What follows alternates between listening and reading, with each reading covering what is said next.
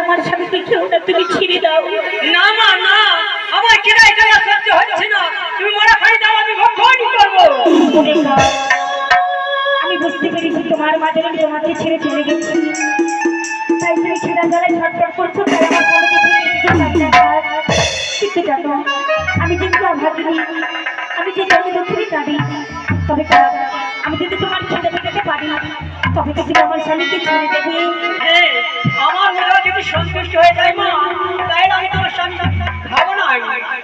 তবে আমি তোমায় বিহার দিয়ে আশীর্বাদ করি, তোমার ছেড়ে যেন বিবাহ হয়ে যায়। আমার দেখুন পেট ভরে আমার ওদের সন্তুষ্ট হয়ে গেল মা।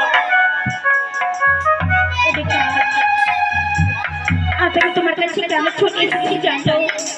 না মা, তুমি যদি না বলো তাহলে আমি কিভাবে জানবো বলো তো? আমি যে কি অভাগিনী, আমি যে কি জমি দক্ষিণে নারী, আজ এই বুক ভরে ব্যথা নিয়ে সকল অক্ষরে হেসে যাচ্ছি। জগৎ তোমাকে চলে যেতে হবে বোঝানি নগর, আমার মাদানি অমরনার নিকটে একখানি পত্র নিয়ে গো। তোমার মা জন্য খবর নিয়ে যেতে হবে মা। তাহলে ঠিক আছে, যদি ওর পাত্র দেয় তাহলে আমি পাঠিয়ে দেবো। কিন্তু কার বলো। তুমি কি উঠতে পারো বলো? হ্যাঁ ঠিক আছে দাদা।